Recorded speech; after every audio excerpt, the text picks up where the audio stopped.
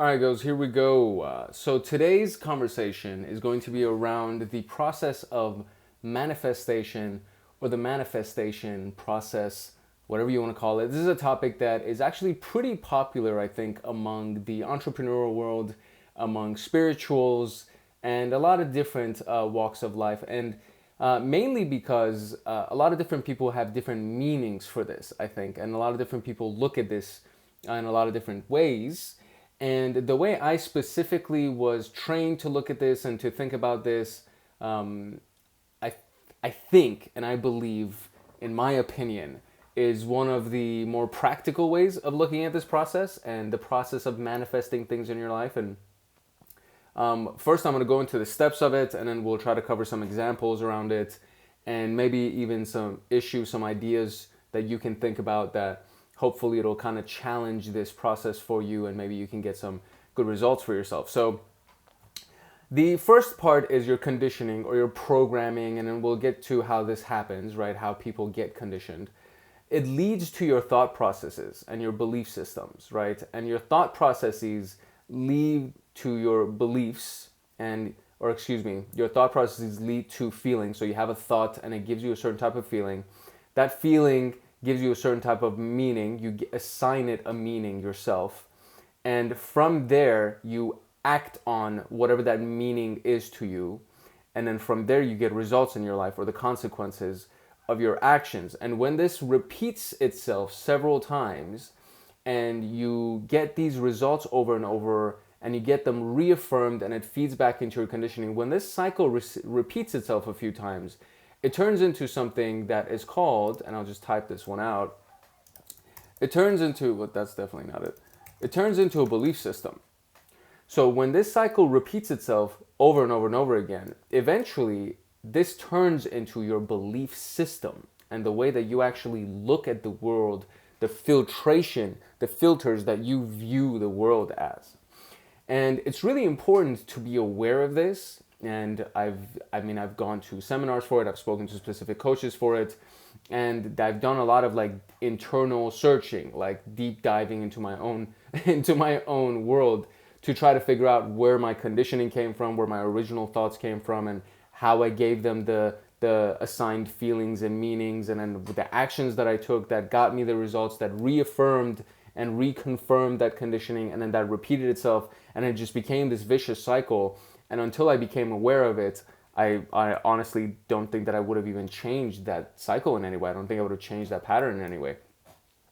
So our conditioning typically starts with the way that we were raised, right? So it's the things that you saw, the things that you heard, and maybe there were like certain models in your life. So models could be your parents, it could be teachers, it could be, religious leaders, whatever it may be. But you saw things, you heard things, and you saw certain, oh, you know what? A great one, obviously. You experienced certain things that gave you your level of conditioning. And I wonder if I could shrink this down somehow. Normal caption. There you go. That's probably better. So you saw certain things, you heard certain things, you experienced certain things, and you saw your models in life provided a certain level of understanding for you, a certain example for you that turned into your original conditioning. And then what happens is that by the age of 5 or 6 or 7, the thoughts that come within our minds that are repeated are a result of this conditioning. It's a direct result of that. So if you see your parents arguing over money, for example, and money becomes a big deal and money becomes a source of stress, then your thoughts around money may not necessarily be positive, meaning that you recall certain images, you recall certain experiences or things that you heard around the topic of money that weren't necessarily supportive, and so your feelings attached to those thoughts, the feelings that come about as you have these thoughts aren't necessarily good feelings. And when the conversation comes up, and if you actually analyze it or address it in any certain way, and you kind of start analyzing those feelings, that's when the meanings come out. And you give certain meanings to your life and to certain topics in your life. For example, money. And so if the original thing was seeing fights and a lot of stress being around money, And your thoughts around money aren't necessarily the most supportive thoughts because you weren't taught anything. The only experience or the only evidence or proof that you have is that it causes stress and it's a topic of stress. And so anytime that you think about it, you get, nervous, or you get anxiety or some kind of a negative emotion. Then the meaning is probably, I don't like the topic of money. Maybe that's what the meaning is. Or maybe the meaning might be money, having money causes stress, not having money causes stress. That same experience, right? That same conditioning could have different meanings to different people. Somebody could come out and become a Tony Robbins where they came from being broke family, and he gave it a certain meaning, and he took certain actions in his life that resulted in him being, a centimillionaire, or whatever you want to call it. Like his net worth is easily in the hundreds of millions, if not in the billions. And that came from the same scenario and the same conditioning that would make somebody else believe that money is hard to acquire, life is stressful because of the fact that money is so, stress inducing or difficult to attain or whatever it is. And so because of that, I'm going to take certain actions in my life that are going to give me results that feed that conditioning. Meaning, I will go after low paying jobs, or I will not work as hard at whatever the sales job is that I'm at, or I will self-sabotage myself to lose the job and do certain things that don't serve me or serve my future or my purpose professionally. And so I will lose the job, or I will have to constantly find new jobs. And so it just feeds back into that cycle of money induces stress. Money is hard to attain. You have to go through all these hoops to be able to attain money and make money. And now you've reaffirmed this conditioning. And after a few years of this happening, after a few decades of this happening for certain adults, then your belief system around money will become so solidified that you will believe it induces stress, or it's hard to attain, or that you have to be like a certain type of magical person to become wealthy, or whatever it is, or have certain magical pieces of knowledge, or knowledge that's only reserved for a select few, that you have to sell your firstborn to get it or something. And so all of that conditioning, all of that process ends up becoming your belief system in your adult life. And then you just reaffirm it, you repeat it, you just repeat your cycles over and over and over again. And what you manifest, so this is where this word comes in right here. What you manifest ends up being these things right here. Your consequences and your results become a manifestation of this conditioning. They become a manifestation of your belief system.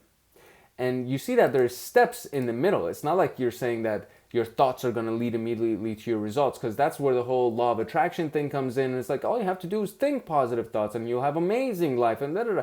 And that's not the case. Your conditioning overpowers your thoughts. You could manually say, I'm going to think positive thoughts, but if you don't address conditioning, if you don't address the programming, and I made a video on NLP that you guys can find on the channel, but if you don't address those things, then it's going to repeat itself. The thoughts aren't going to be permanent. New thoughts, however supportive they may be, aren't going to be permanent. So it needs to be an idea or a process of addressing the original programming first, addressing the original conditioning first, and what that did to you in your earlier years, and then understanding that, oh, that programming is what's causing the current thought processes that I have. And then the ways that I feel after having these thoughts, obviously it's just a natural reaction of having a negative thought. If you have a negative thought, whether it's a lack of money, whether it's a lack of love, whether it's a lack of health, whatever it is, when you have a negative thought, it gives you a negative feeling. And then if you have these feelings often enough, you will attach a certain meaning to that topic, that concept, or whatever that philosophy is that you thought of that gave you those feelings. And so the meaning obviously is not going to be a positive meaning. Again, more often than not, the meaning is not going to be a positive meaning, because unfortunately most human beings are not equipped to take a positive meaning out of a negative experience. It takes a special kind of a person to take positive meanings or create positive meanings out of a negative experience. So most people have negative meanings associated to those negative feelings, which are associated to negative thoughts, which are associated to negative conditioning. And so because of this whole process being negative, the actions typically end up being negative actions. And it's not necessarily that the person goes out and says, oh, I want to destroy my life.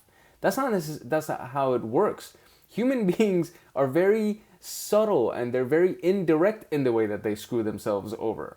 So you may say that you want the best things in life and you want the best results in life, but you may have a vice that causes you to exert a lot of energy or lose a lot of energy or lose a lot of money or lose a lot of things. Then this little action that you're taking that you think you're indulging, you're taking care of yourself and you're feeding your everybody needs to have fun, you work hard to play hard. That little thing, that little vice that you might have might be the action that actually is going to sabotage you later on. And you don't think about it immediately because in the immediate moment you think you're rewarding yourself or it might be something good or whatever, but it ends up adding up, it piles up, it compounds, and eventually it kicks in and the tipping point happens, and then you actually get the result that then you're like, oh my gosh, I'm just like my dad, or I'm just like my mom, or I can't believe that I did this. And then you have a midlife crisis. And then now you're like, oh my God, I need to change this. Otherwise, I'm screwed for the rest of my life. And then people start putting bandages on gunshot wounds. And they think that if I just went and bought a car, it's actually really interesting, right? They think that, okay, so if I just change my result, then I'll probably feel better. And my actions will probably be better, and the meaning of my life will be better, and I'll feel better, my thoughts will be better.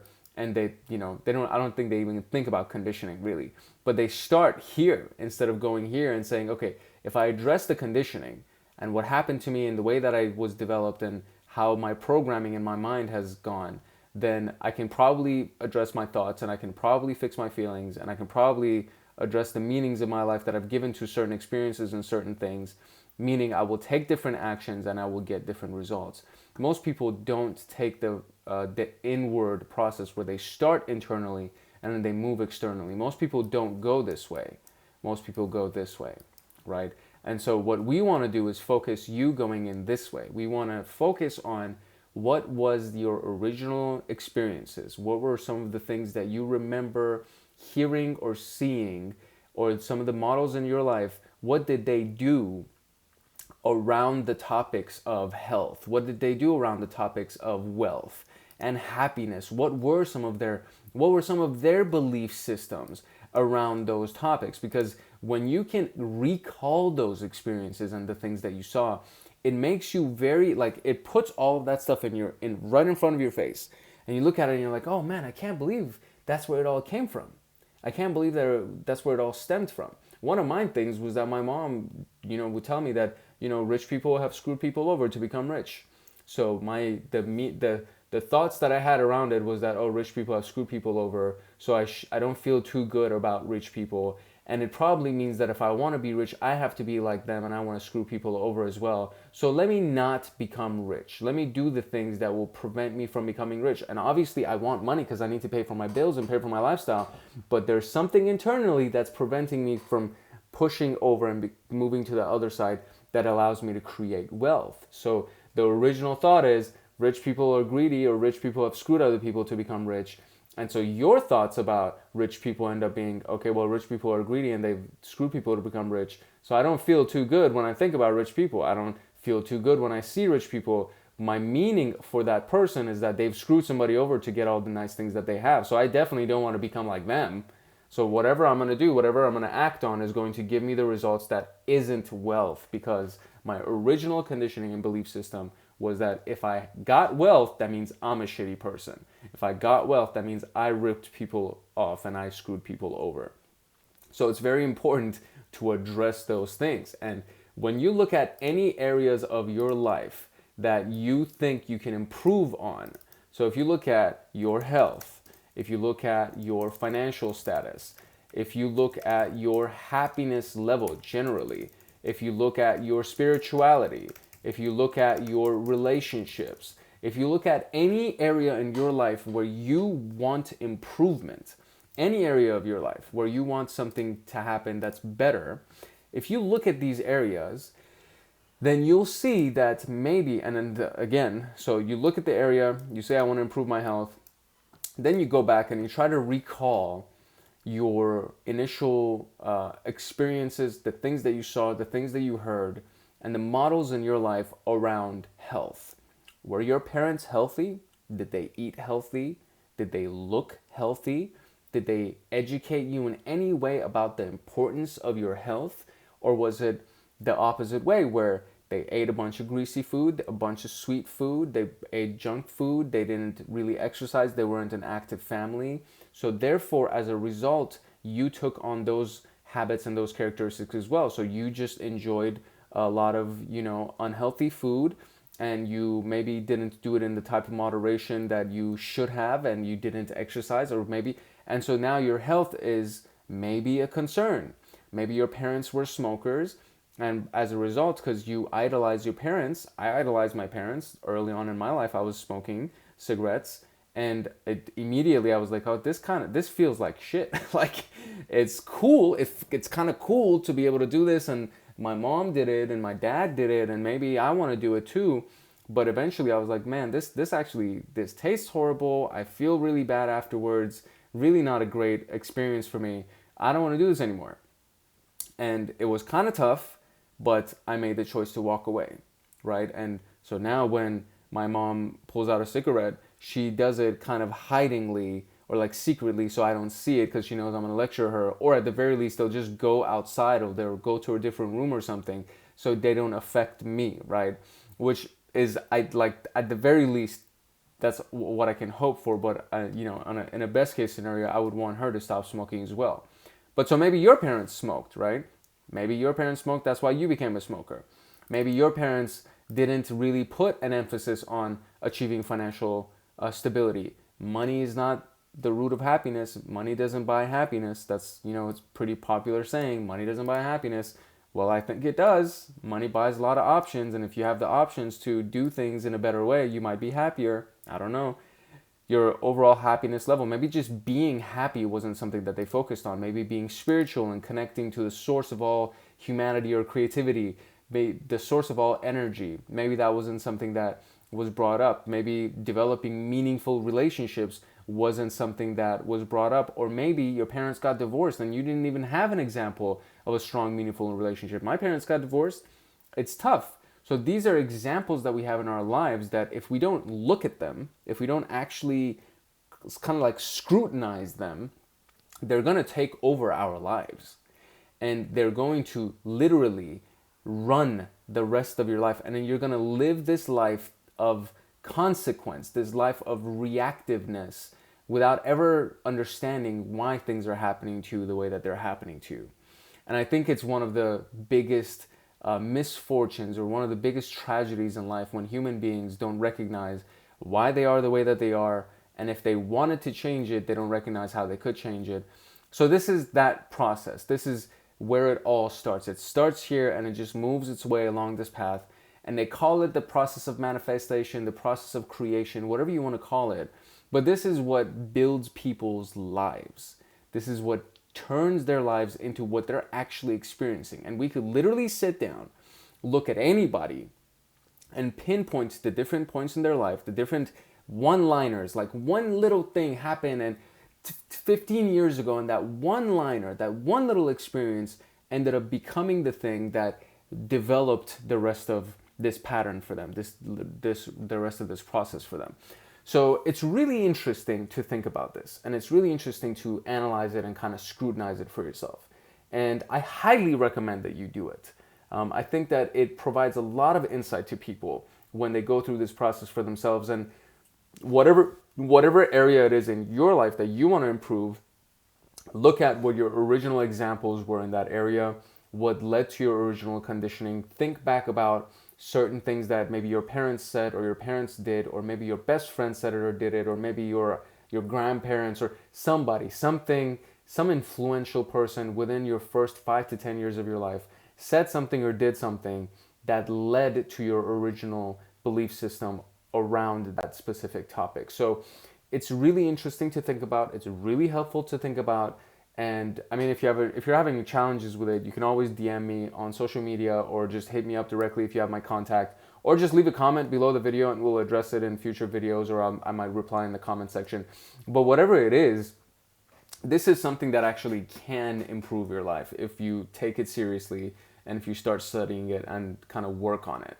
And I genuinely hope that you do. And in all honesty, I feel like everybody deserves to figure themselves out. Everybody deserves to, at the very least, know why they are the way that they are. And if they want to change it, they can. If they don't want to change it, they don't have to. But I think if you're curious as to why you have certain results in your life, this process will help you uncover some of the root causes and the root experiences that got you to where you are. So I'm very curious to hear your feedback on this topic, and I would love to help in any possible way that I can.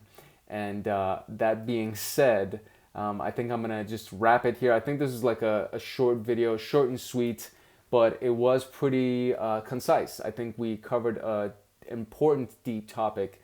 And so, again, leave your comments and questions below and we'll talk about it. And let me know if you actually found value in this thing. My name is Arman Vakili, just in case we haven't met each other or we don't know each other. And this was the manifestation process video. I will see you guys in the next one. And we're going to take a screenshot. Boom. All right, later.